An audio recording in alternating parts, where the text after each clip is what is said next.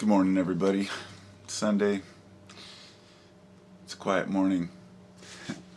I made a video yesterday called How to Change the World, Part 1 and Part 44. And I only got the first one posted, and the second one didn't quite upload, so I'm finishing it now. But I had a comment on the first one, and it was it put down into, I guess, somebody finally put down vocally, what a lot of people are thinking, but not in a harsh manner. But what it was it says that, it says that a lot of people are talking about this kind of stuff. He said a lot of people are talking about the way the world's going. A lot of people are talking about all the messed up things we have to deal with. And he says all he sees is talk, talk, talk, and no action. And he said it makes him just want to turn it off. And he does. That right there is honesty and the epitome of where we become as a society, because I do the same thing. I don't turn off what I want to know. I just turn off what I don't want to know. I don't do it so much anymore, but I think we all do it to a degree. We all have something that we put out of our minds because it's too extreme to think about. Not all of us can tackle every issue. But the point that people need to take action and shut up is exactly right. Shut up and do something. And when I got up this morning, I got up really early, and George had sent me a link last night to a video. Can't remember the guy's name, but he was talking about farming and where we've come as a society, what we've done to our history, and how most people can't even pronounce half the shit on the food they eat. Well, let alone understand how half the things work in our society. So, taking action means taking understanding and making yourself educated, being aware of these things.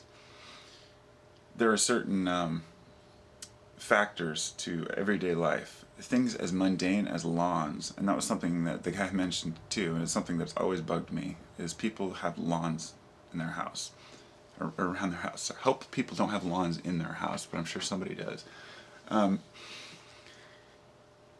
The idea of a lawn is a status symbol that was brought over from this country, from England, and what it was a symbol to show people, hey, I'm not forced to grow vegetables in my yard. I have money. I can buy my vegetables.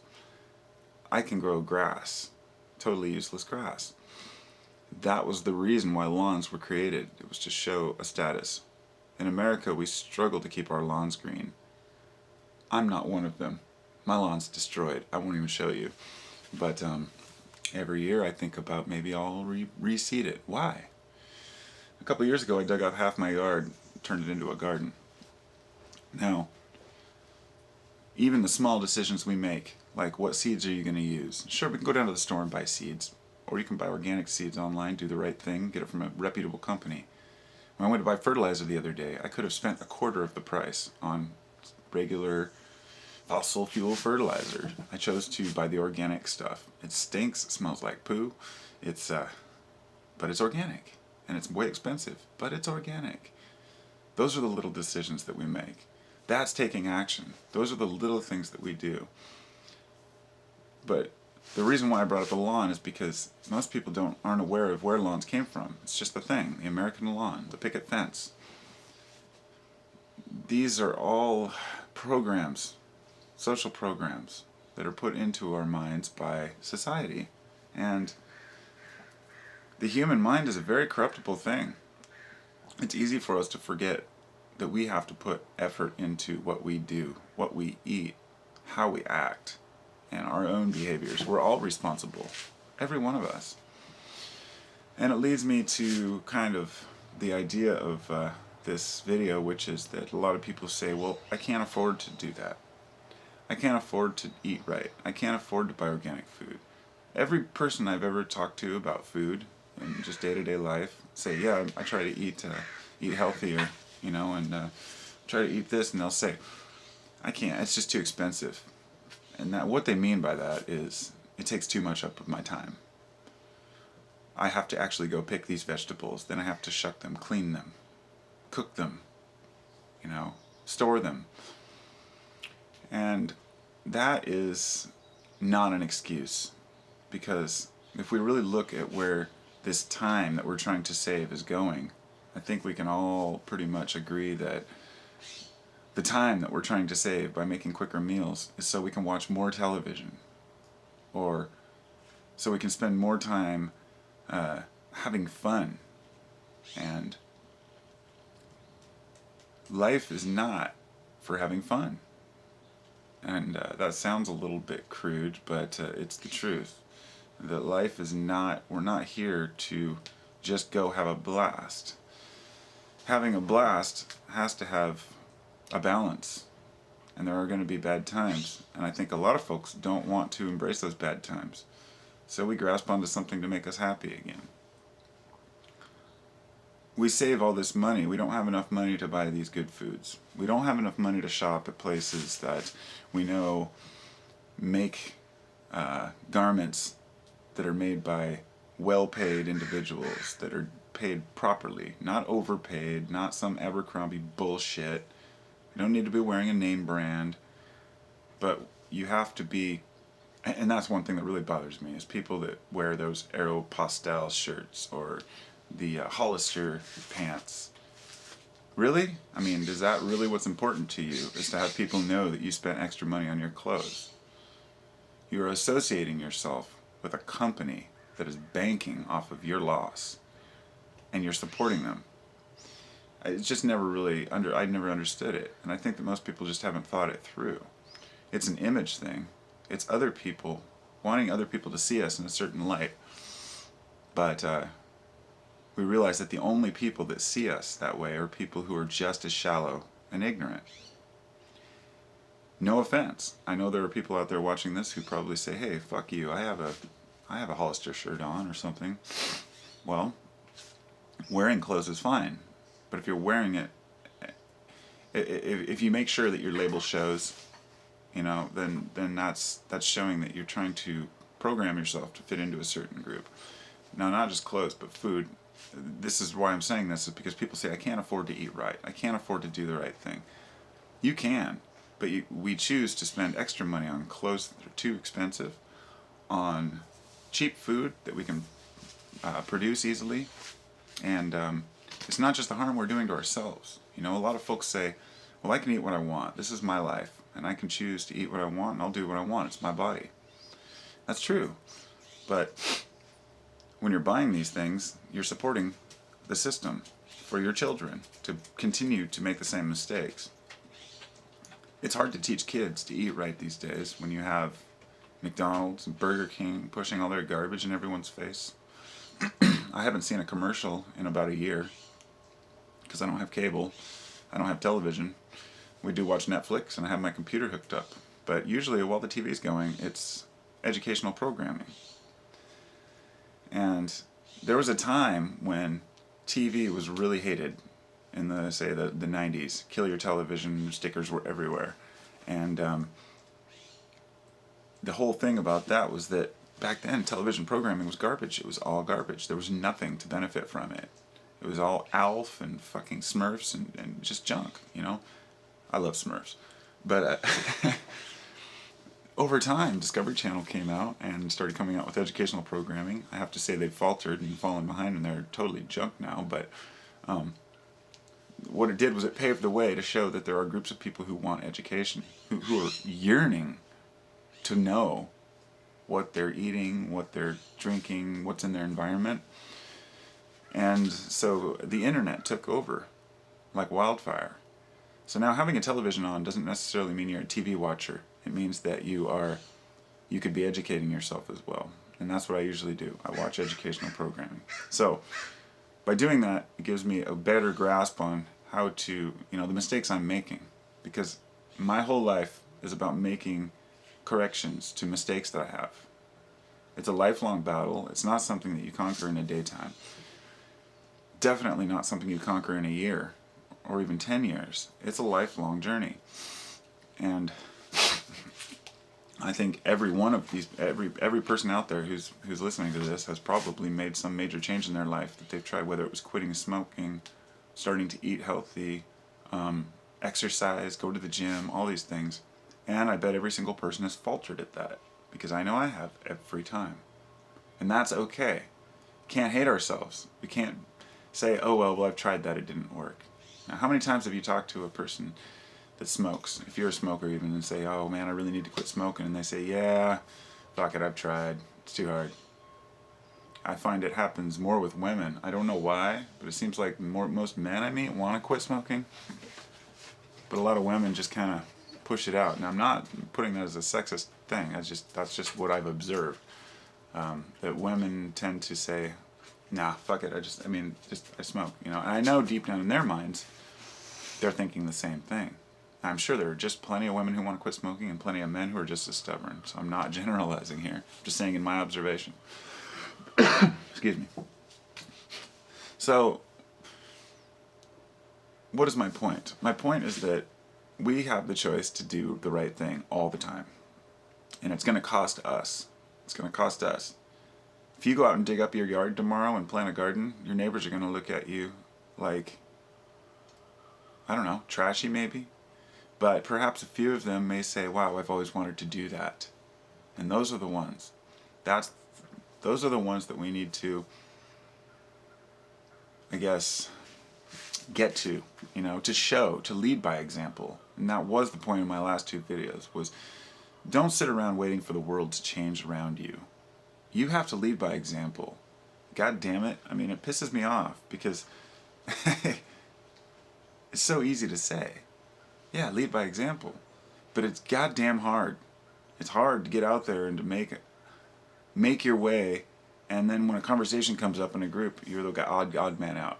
You're the one who's talking about, the meaning of life or the philosophy behind eating properly. Whenever I'm at work and I start talking about something, everybody just kind of looks at me funny and then just goes back to the mundane conversations about, work or whatever there may be. So the chickens are up. So, what do we do? What do we do? We're stuck. We feel like we're stuck. But I don't feel like I'm stuck. I feel like I've broken free from that mold. And you hear a lot about social programming today. And the programming, this is a program. Everything's a program. Yes, it is. But everything else is a program too. We're not just programmed by society. We're not just programmed by our government. And we're not just programmed by marketing, which is the biggest programmer. We are programmed by ourselves, by our own outlook on what's right and what's wrong. We can make our own choices to do the right thing. So for those out there who say, I can't eat organic because it's too expensive, it's just not true. It's just not true. I've gone shopping with a limited budget, and I've bought organic foods, and I've also gone with a limited budget and bought store-bought, throw in the microwave food. The fact is, you can always buy more nutrients when you buy organic.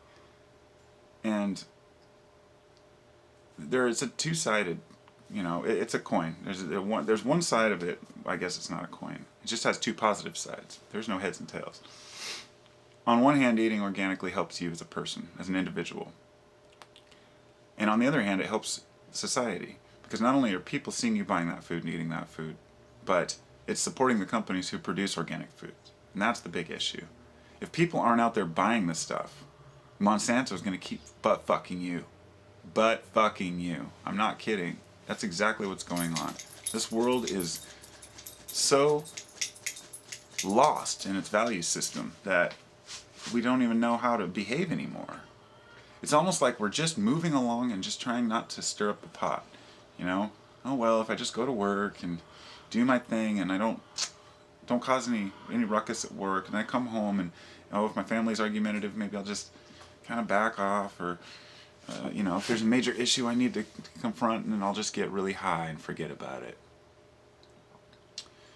And like that video I was watching earlier with that guy, the farmer guy, he was saying that somebody asked him at this one point in the video, he said, what are your thoughts on marijuana? And the guy said, basically, I think all drugs should just be legalized completely. You don't hear that very often. This is just one person's opinion on how things should be, right? I agree with him completely. I think all drugs should be legalized. Kids are still out there huffing spray paint cans. Kids are still out there huffing Scotch Guard. I did it when I was 15. Yeah, I spray Scotch Guard into a rag, huff it with my friends, get really high. Nobody was there to teach us. I probably would have done less harm if I'd done heroin or cocaine. It's not like I did it very long. I'm just saying that kids will do whatever they can find to get high if they want to get high. The issue is not the drugs being available. The issue is the parents. And even with the parents, you can only do so much. You know, I raised my kid. He's 18 now. I raised him and tried to teach him not to do drugs, not to do drugs, not to drink. Alcohol's bad, you know. It's very addictive. Yeah, there's a half rack of beer in the fridge right now. What do? You know? I can't stop him. All I can do is lead by example and tell him this is what I've learned. Not punish him, not try to put him down or make him feel bad, but to explain why these things happen. And not all of us are very good at explaining ourselves. So we tend to get frustrated and just dismiss people. I see it all the time. Just like, oh, you don't get it. Well, we should never say that. If a person doesn't get it, we should try to help them to get it. If they don't want to, that's their choice. But just know that when you speak to people and you're trying to tell them about the right thing and what you think is right, and you feel like they're thinking, oh, here's Mr. Holier Than Thou, really deep down inside it makes them think. Because every time somebody tells me something that maybe I don't agree with, it makes me think. And sometimes one statement that I've heard will make me think for an entire year before I'll see that person again and say, you know what, you were right. So our instant defenses keep us at distance from one another, keep us away from making decisions that are in the best interest of everyone. So what do? You know, we have... You done there, buddy? Gotta tape up that collar. We're keeping our own best interests at bay because it's easier to make poor decisions. And that's really all I wanted to get across, was that there's no excuse for bad attitudes. You can't just say, well, I'm having a bad day, and if you do, you need to apologize for any way that you may have acted. One person's bad day is not an excuse to act bad. One person being broke is not an excuse to eat improperly, because it's going to make you more broke when you have to go to the hospital to pay for all the damage that may be done to your body from the shit we're eating. Kind of like they say, if you can't pronounce it, don't eat it. But then again, there's another side to that too. You know, some of these things, so what's that? Cyanobalamin. I think that's what it is. You know, you see that, you're like, what the fuck is that? Sounds like cyanobacteria. Well, it's vitamin B6. Or maybe it's B12. But anyway, if you look, most of the time you'll see that, like ascorbic acid, you know, it's vitamin C. A lot of these big words aren't necessarily bad things. However, they are isolated compounds. So added vitamin C or added calcium to food doesn't tell you how it was made, how it was processed. You can buy organic food, and if you look carefully on the labeling, you will see it may not say, for example, like flax oil. You know, it will say cold extracted or cold pressed, or not extracted using hexane, non-hexane extraction. Now, I've used hexane for extracting hash oil. A friend and I took a pound of weed and we processed it, and the hexane is a solvent that's used in industry, that's used to pull oils, essential oils and compounds out of plants, and then it evaporates off, leaving nothing. And but it's not nothing. It leaves a residue, a hexane residue. So my point is that all these little isolated things that are added, like added vitamins, these are extracted using hardcore chemicals. So even when something says organic with added this, it doesn't mean that the ingredients are organic. They not necessarily organically, produced. So this is why it's really hard for us to determine whether what we're eating is really good for us or not, or if it's just been snuck in under false guises. So the only way around that, and the only way to solve this problem, as I said at the beginning, of giving up on the way things are because it's too confusing or because there's too much information to sort through, is to act small, act local, do the things that you know can help your community. Because we can yell and scream about the way the world's going. We can complain. We can try to awaken as many people as we want. But unless the evidence put forward is evidence they can utilize and see, it's not going to do any good. And talking about chemtrails is great if they're real, but if people can't prove it to themselves and they don't want to spend the time to research it, then it's not getting anything done.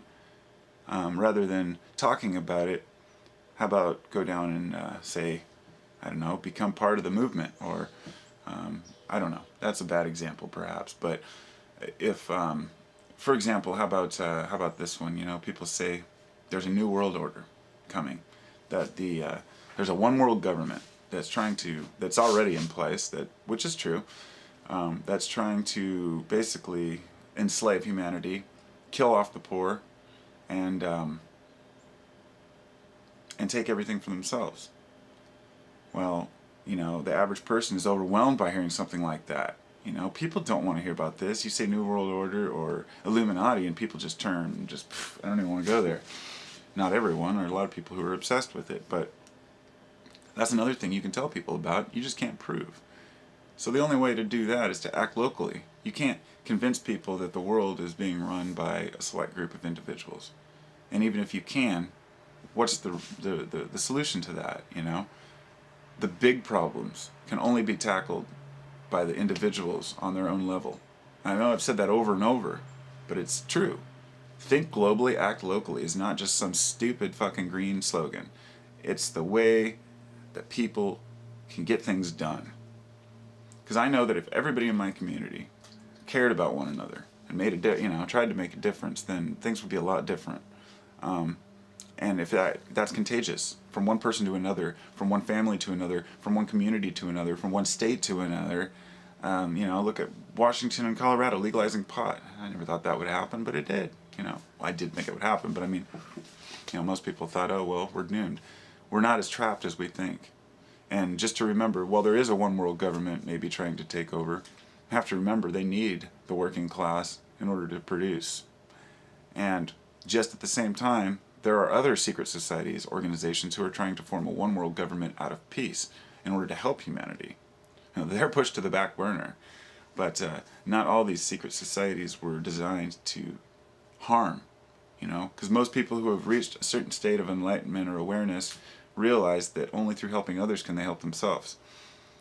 And when you deal with foolish people all the time that don't understand and don't want to do their own research, it's easy to think of yourself as separate from them. And this is why groups don't work.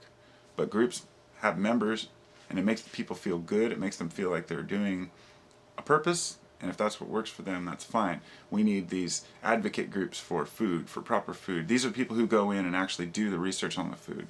So rather than complaining about it, they go in and they get the food off the shelf. They get out their kits. They invest in these little systems so they can test it and see what kind of contaminants might be in there.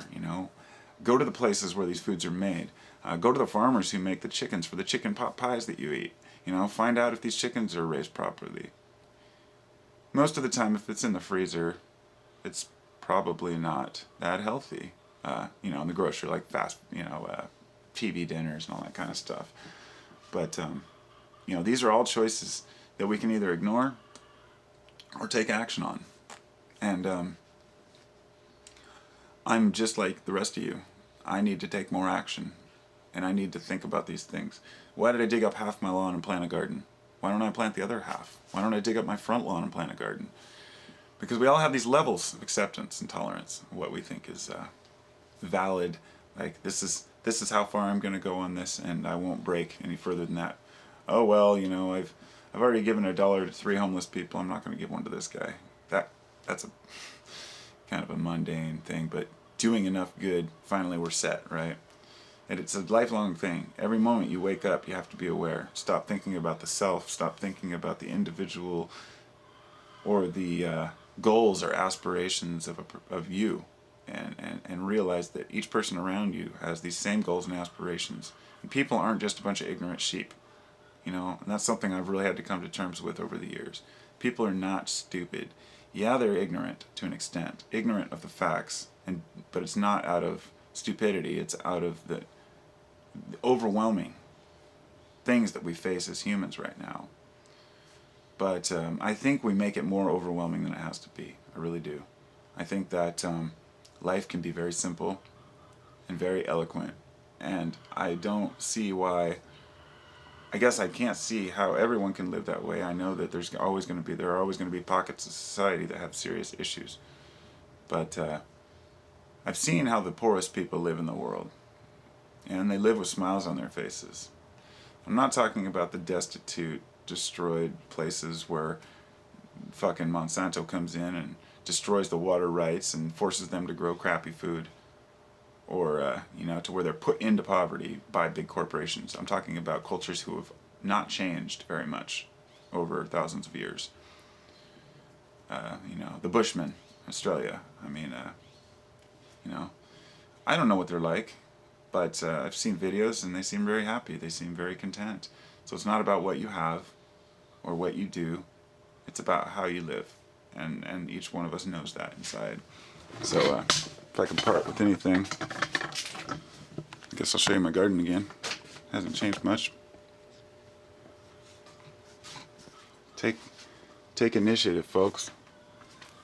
Take initiative.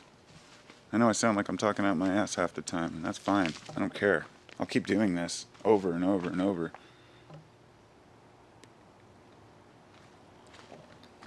It's time for change. It's time for people to change their attitudes. And it all starts with the individual. So, there's no excuses. No excuses. Although I could probably think of a few good ones for myself.